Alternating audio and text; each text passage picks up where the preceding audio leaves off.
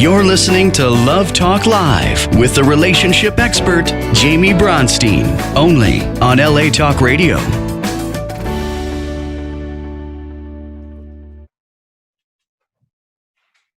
Welcome to Love Talk Live. I'm your host, Jamie Bronstein, and today I have with me Aaron McCormick. Welcome. Hey, Jamie. Thanks for having me. Thanks for doing the show. So, Aaron is literally extraordinary, literally. And so I'm so excited to share with you guys his story. And he just wrote a book. And I'm going to start off by reading to you guys a little bit about Aaron, then we'll get into some great questions. So Aaron McCormick is an author, entrepreneur, inspirational speaker, and artist whose path to success and fulfillment defies societal norms and expectations in nearly every way. Raised by a single mom on the south side of Chicago, McCormick, since the age of 23, was one of the world's leading technology business transformation sales executives, earning millions and receiving numerous awards and distinctions. He has been honored as Best of IBM, an award bestowed upon the top 1% of 400,000 employees, founded several companies, and earned an MBA from a top business school with the rare precedent of having no prior undergraduate college degree. Cannot wait to ask you about that. McCormick courageously stood up to and escaped the fundamentalist religious cult in which he was raised, resulting in loss of his universe of friends and family. With a combination of deep empathy, wisdom, and self-made success, McCormick ignites the innate ability we all have within to decode our own answers for maximum clarity and self-actualization. Aaron has helped countless people of all backgrounds realize greater fulfillment and success in areas of career, personal power, love and relationships, sales, entrepreneurship, and leadership. Today, he is here to give us insights from his new book, Unbounded, Journey to Your Within.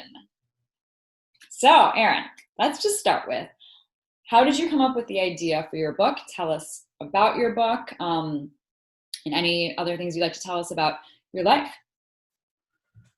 Well, the book wasn't a deliberate plan. I never thought I was a writer.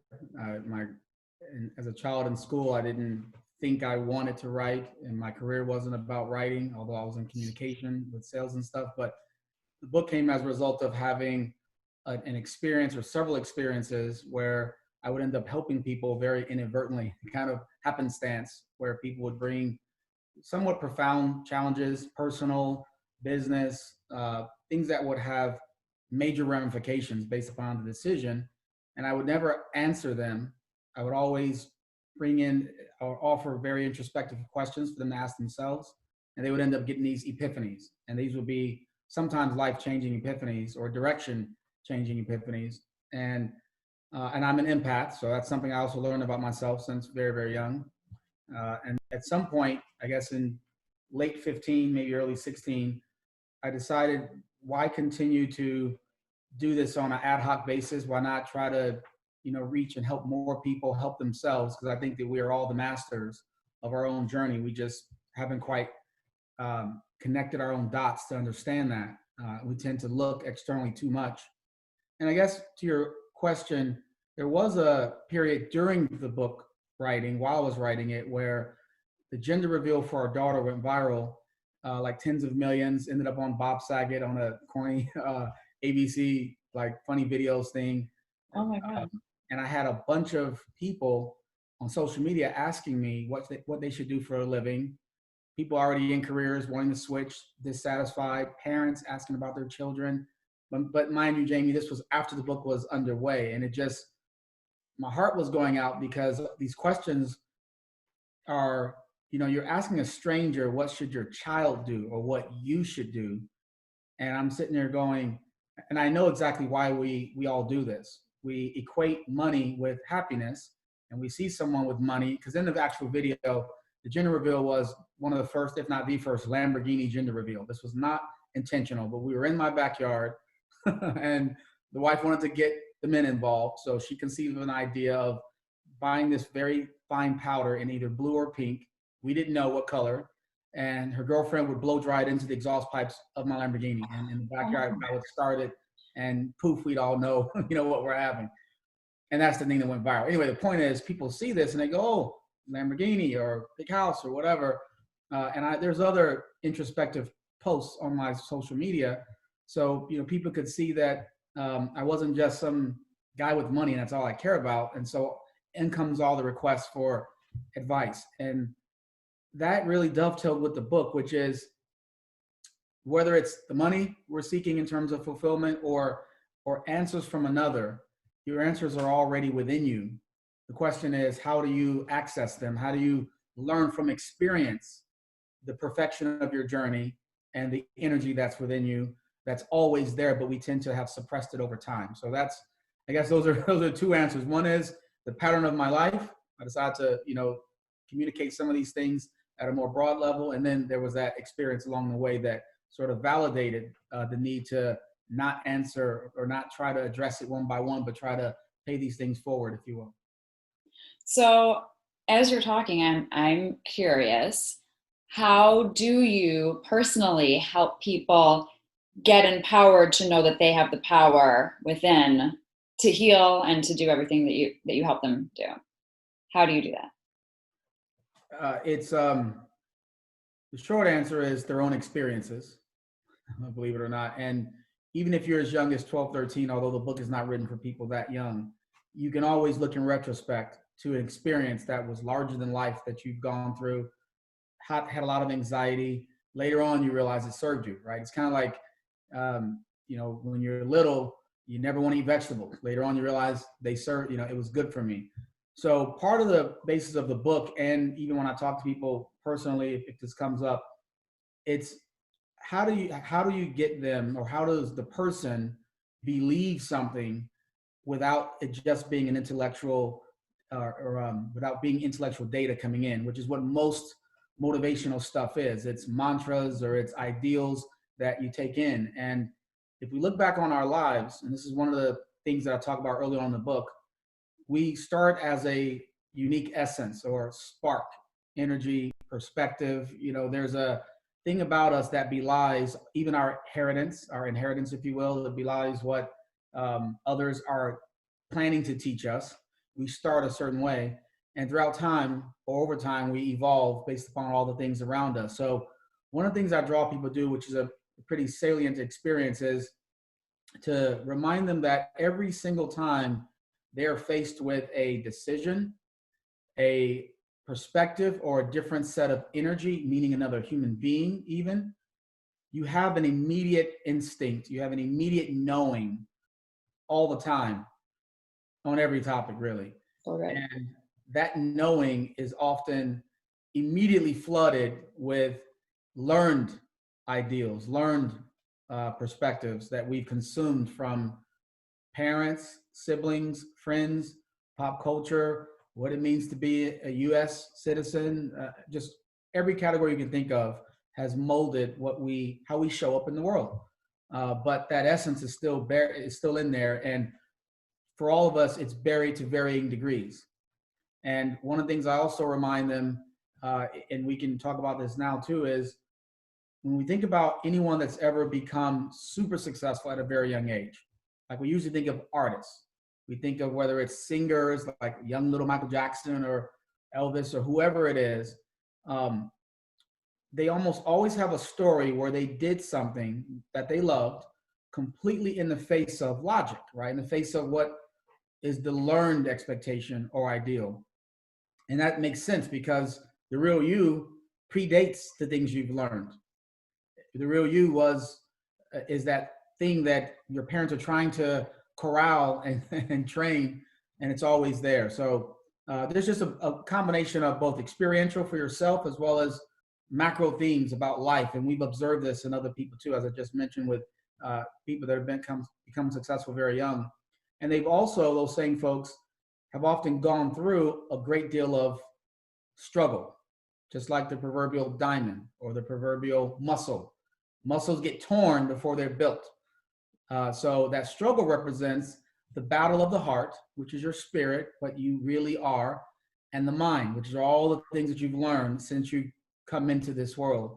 And whichever one is the victor is the paradigm you will be in. You will either be in a paradigm of what I'm supposed to do, what theoretically makes sense, and therefore you'll think it's very safe, but you'll always feel this conflict of, why didn't I just speak up for myself? Why didn't I just do what it is that I really want to do? Or why am I in this job that I feel zero fulfillment in? Or why am I in this relationship that I feel challenged and not in a good way? So it's about getting in touch with that unseen energy. I love everything that you're saying, because one of my favorite topics and how I help my clients, and we talk a lot on the show about, is our intuition. And I love that the way that you said it so with such passion and such, you were so clear that you said, when, like in that moment, when you are faced with a decision, because people make themselves crazy over decisions and everything. And I just wrote this whole article on decision making and it brings in a lot of these topics, how it can be so much easier if you just take a moment to ask yourself, what do I want? What makes my heart happy? What makes me feel at peace? And so I love that this is how you help people also. Yes, in fact, one of the points in the book, there's a chapter in the book that is called "You Were Not Dumped." I'm glad you bring up dumping, because that was one of the things I wanted to ask you. Oh, you're going to go. Sorry, I didn't mean to steal your thunder. Go No, ahead. it's okay. But this is good. This will bring us into the relationship discussion. Okay, so tell us about it. Well, again, it's just like what you were just saying, that there's a knowing at a certain point in every situation.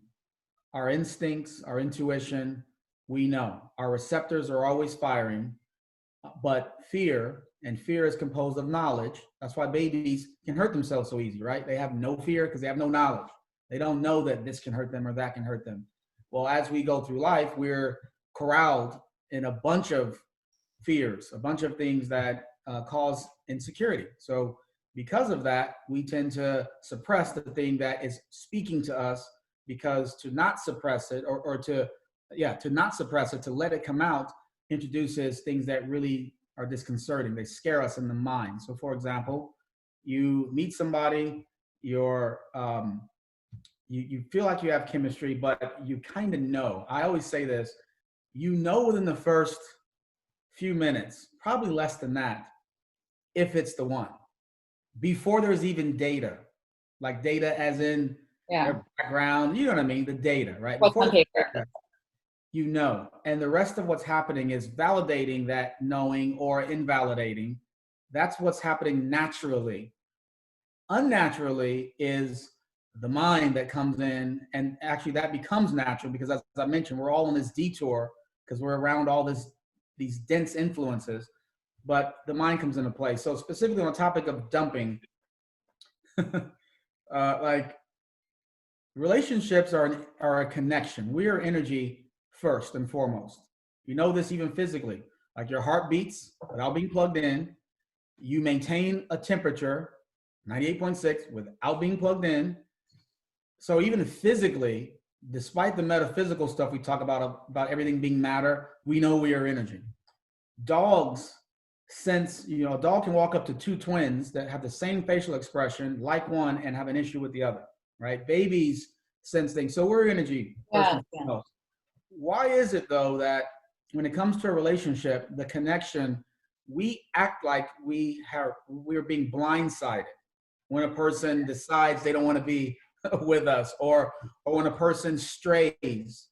Stray is different for for many people. For some, physically straying isn't the issue, and there are couples that even swing and stuff. There's all kinds of. For some, the stray could be emotional. For others, it's purely a physical thing. Once that happens, whatever it means to you is up to you. But the point is, you were aware of that propensity. You were aware of the solidarity of the connection long before it visibly becomes frayed, long before the person either says they're moving on or you hear that they've done something that you consider to be straying.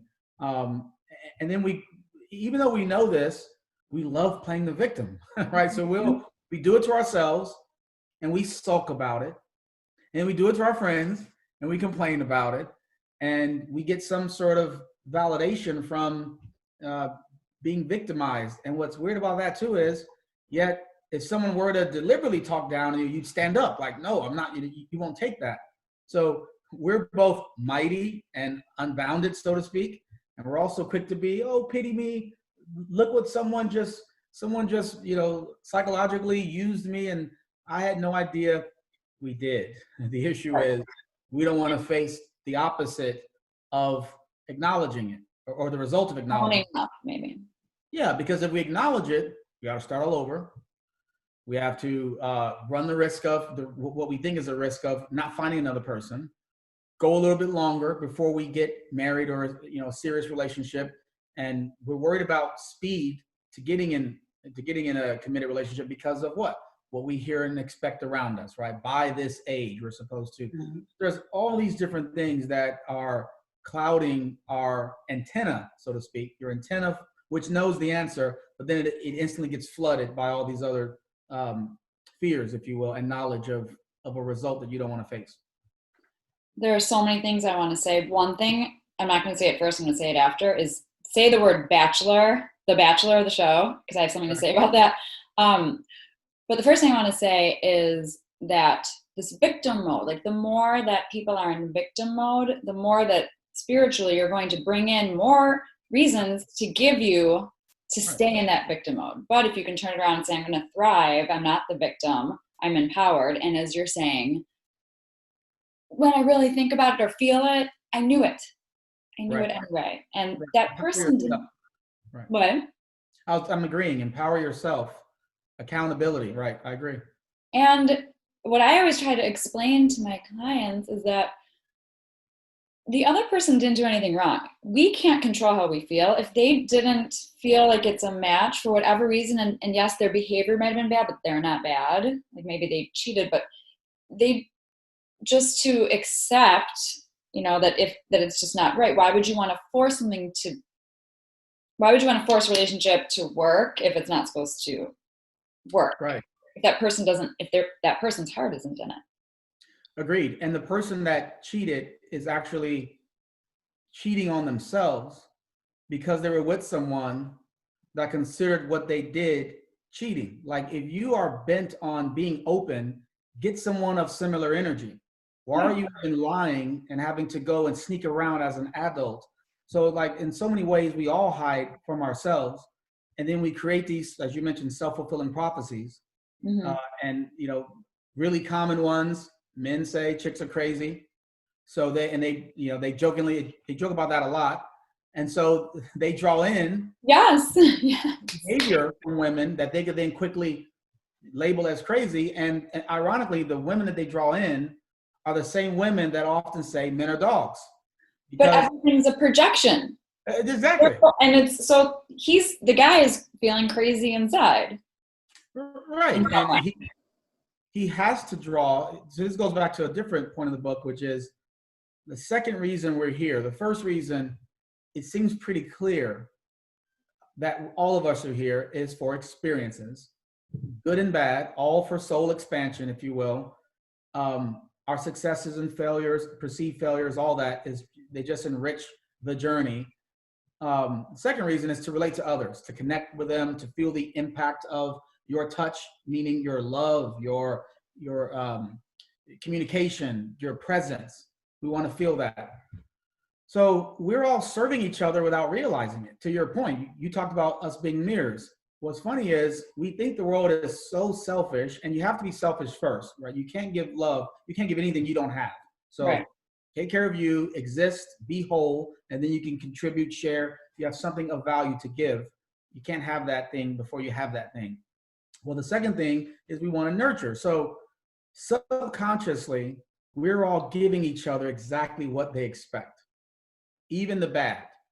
So, and we're kind of obligated without knowing it to mirror and give what's expected. So as an example, if you are at a party and you are super insecure about fill in the topic, your race, your appearance, your weight, your whatever it could be, if there's anybody in that party that has a problem with whatever it is that you're insecure about, but there's 10 other people that have the same trait but you have the strong insecurity, you will end up picking up the sneer or Yeah. the some sort of evidence of an issue Evidence. because you expect it, and therefore they're going to be complicit and deliver it.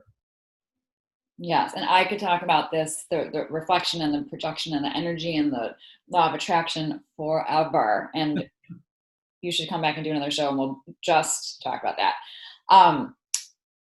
But my question, which I feel like is going to be helpful for the viewers, and then I also have another question about relationships, is, so when we're talking about blindsiding, I watched The Bachelor. Okay, now I don't care if these people end up together or not. People ask me, but you're a relationship expert, and like, do you really think it's real? And that part doesn't matter to me. I enjoy emotions. Okay. People are sharing their emotions, and I enjoy looking at people, seeing what decisions they're going to make. So that I look at myself as a detective. Everything about it, I just enjoy so much. So blindsided, everybody's always getting blindsided. This is what I want to ask you about, what you would think about this.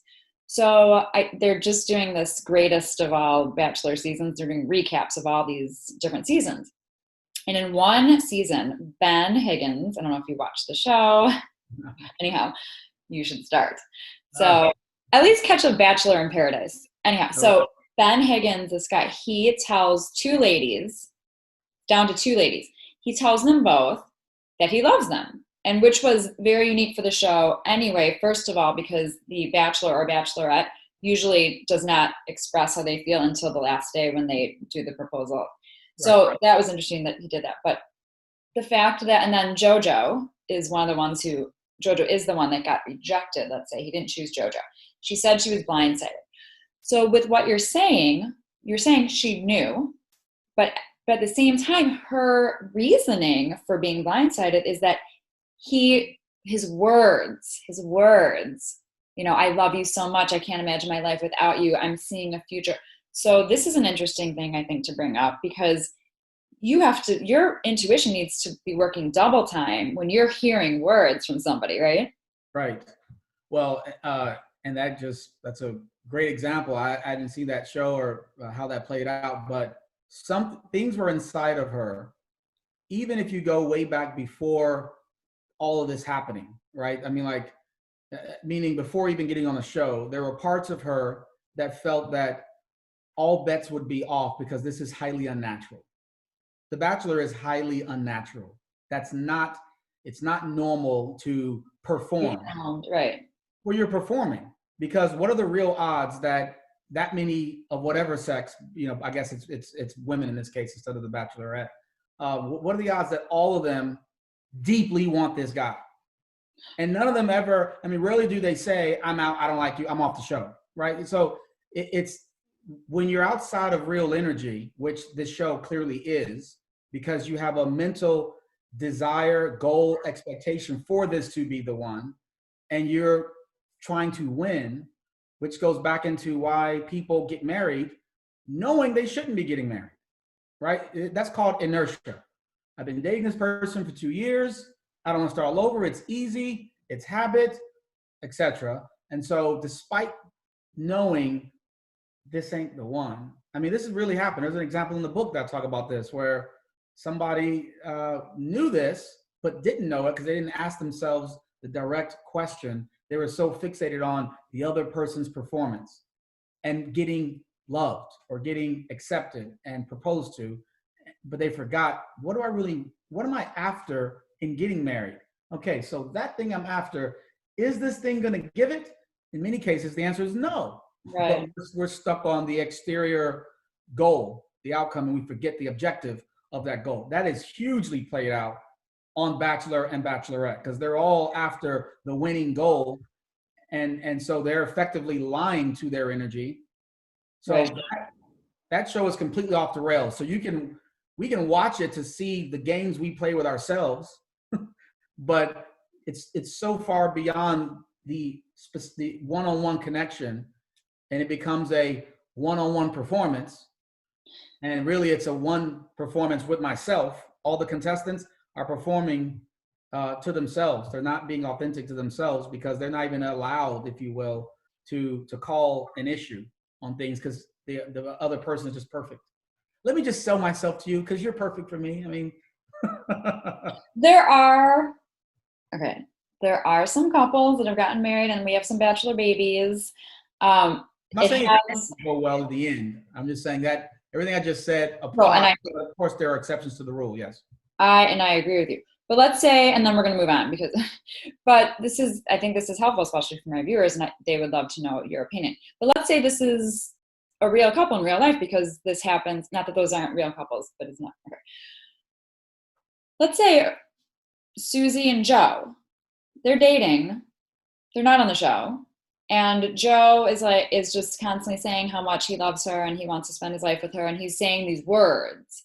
Right. And the next day he's like, actually, I love somebody else more. Okay, I'm getting back together with my ex, whatever it is. Right. So I've never talked about this on the show or with anybody really, but I love that you're bringing up this concept of the knowing. So I'm challenging you and I'm saying, okay, when someone uses words, you still have to use your intuition. We're believing the things we want to believe. And the important thing here is, how do you get away from controlling and making this outcome control your intuition? You have a desire for an outcome and it controls the intuition. Well, you may have heard people talk about the importance of surrendering.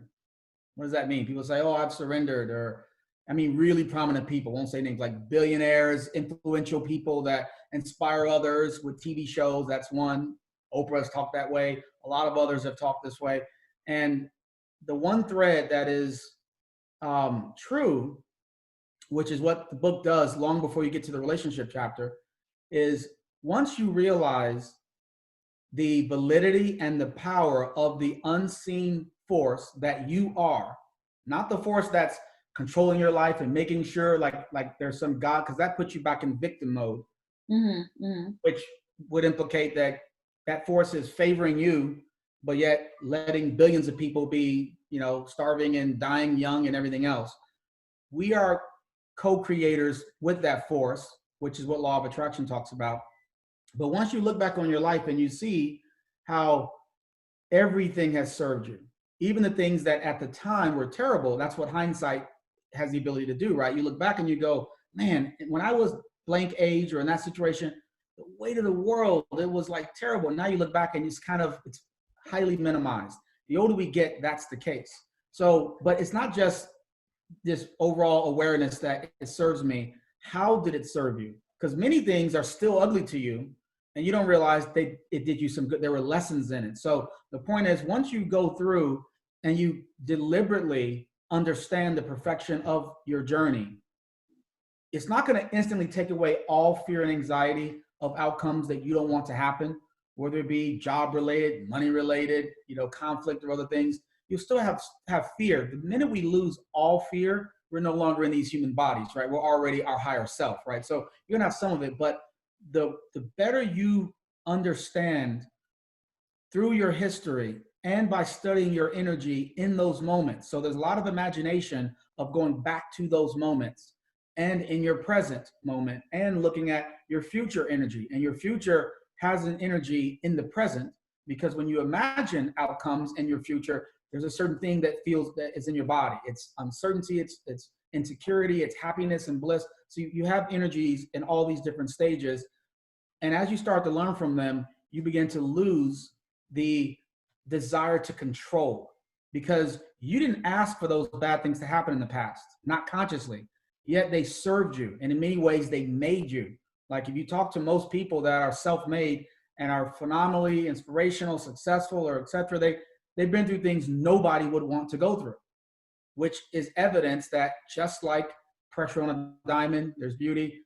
Bigger the weights, the bigger the muscle. You just can't live your fullest life without facing and going through something that at least to your conscious mind feels very dark. And we've already gone through a lot of those things. So as we start surrendering and understanding how they've served us, now when you meet somebody, you are complete enough that they don't complete you. They might enhance, but anyone can enhance. I am whole as I am. So I'm not stuck on my girlfriends all got a man. I hope this one sticks. Or all my buddies are married as a guy. All my buddies are married. What's wrong with me? I'm 34, 35, and I as a guy don't have a wife and kids yet. Or so you have all these because you realize there's perfection in your journey, right? And there's everything is serving you. So once you're surrendered, I guess is the point, all these things that come into your ear, they're less likely to fool you because your intuition is fully intact. It's not as buried, if you will, by, oh my God, and I'm so worried about, because you've surrendered. Does that make some sense? Oh, you're speaking my language. Yes. Hallelujah. That is just so beautiful. Yeah. And what I would just like to add to that is that I'm so happy that we do have these conversations and that people can watch these things to open their eyes, because everything in life does happen for us, not to us. And unfortunately, there are so many people that don't know that yet. And they see themselves as the victims instead of looking at every opportunity as an opportunity to grow and learn. And also with what you were saying about these bad things that happen to us, but that's just a judgment, these beautiful things that happen, these things. I believe, and it sounds like you might believe this also, that we actually choose these things before we come to this earth. Our lives are kind of, I believe they're planned out. And we choose our parents, we choose our relationships, we choose our situations, and it's up to us do we want to get as much out of this life as possible? Do we want to look at every challenge that we've had and see what can we learn? How can we grow? And I'm glad you brought up Oprah, because she's such a good example. She preaches this, she teaches this, and she's lived it. Yeah, and if it's true that, again, I mentioned this across, because everybody has different beliefs, so I always try to draw on the thing that's common across humanity, across religion, and the most common thread is there is a ubiquitous energy force. Bible says that, other religions say that, Hinduism, Buddhism, and so on. We are at one with that. It's in us.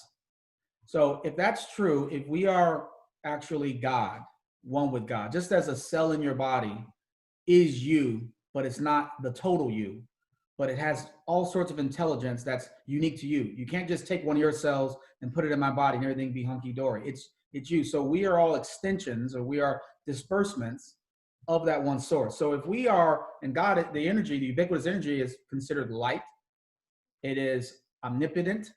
So if that's us, then when we come here for a human experience. And if you had a life of perfection, if there was such thing, you'd be shortchanging yourself, right? It's almost like you don't go to Six Flags to get thrilled on a roller coaster and just sit there and it's boring like this, right? You're going up to the top and you're like, why am I doing this? I'm an idiot. I wish I wouldn't have. We torture ourselves because in a way we want it. And similarly, like, when you work out, you get sore, it hurts, but yet you keep poking on it. Ooh, right? You're sore, but you poke the muscle that is sore. Now, obviously, when it comes to death and all the things that we experience that are really dark to our human experience, we don't consciously go, ooh, that feels good. The greater self does that. And it's part of why you came here. Now, if you want to, this is not in the book, but like what helped me get there and understand this, I didn't try to get there. Just my journey brought me there. As all of us are intersecting, we're just doing what we're doing. And we connect dots, we figure things out. You talked about your name. You talked about your parents. Astrology. There's a lot of little signs and patterns that tell us that we are not only these bodies. We're not only this lifespan from 0 to whatever age that we pass. And that we are actually the masters of everything that happens. Everything from the meaning of your name to your numerology. If you've never looked at your numerology, you'll see things. And once all these things start coming to you, you have to either say, my parents are God, because they decided when I conceived, they decided that, and based upon that, I would line up with these traits according to my birth part, my birth date or whatever, and my overall numerology, which encompasses my name and the numbers associated with that and dates and all this other stuff. So my parents are psychic gods, or there is an actual God that's going, I'm going to make Jamie an American, and I'm going to give her all these first world conveniences, and I'm going to make Aaron, and I'm going to make these, like I mentioned earlier, these billions of people have horrible existences. So like as an empath, I used to wonder, be troubling, how does this loving and just God allow such huge disparity? And when I learned the physical reality around things we just mentioned, astrology, numerology, and just my own experience, I realized everything is serving us. And just like people go and sign up for horror movies, for example, and they want to be tortured in fear, your previous self is infinite. Not previous, your real self is. And you sign up for a given journey. And there's also perfection in that, wherever you are. So just like you love to be scared at the movies, well, if you happen to be in such terrible circumstances, you probably aren't watching this video if they're that terrible, like as in the real issues that affect humanity. None of us in this first world video chatting situation can relate to, but there's a part of you that engineered or that wanted it, and it's soul enriching. You may have a shorter life, etc. In another life, you might be a captain of the world, so to speak. You may be at the top of the silly food chain, which none of these things our higher selves completely concur with, because we're so different in our higher form. We're not these polarized haves and have-nots with, capitalism. There's so many things that are actually in conflict with the natural thing that we are. And maybe that's the reason why we're here. Maybe that's why it's such an experience for us. Like I was saying before, we are speaking the same language. I could literally talk to you about this for hours, but we do need to wrap this up. But I genuinely would love you to come back another time, because there is so much more to talk about. Okay. How can people find you? How can they buy your book? Plug away. The book is all the typical places, the book. So Barnes & Noble, Amazon, Walmart, Target, all that. The website is unboundedbook.com or theaaronmccormick.com. And social media is the Aaron McCormick. So whether it's IG or Facebook, the Aaron.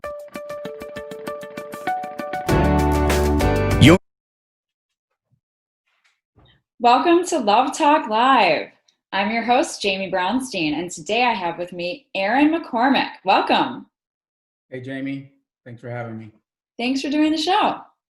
So, Aaron is literally extraordinary, literally. And so I'm so excited to share with you guys his story, and he just wrote a book. And I'm going to start off by reading to you guys a little bit about Aaron, then we'll get into some great questions. You're listening to Love Talk Live with the relationship expert, Jamie Bronstein, only on LA Talk Radio.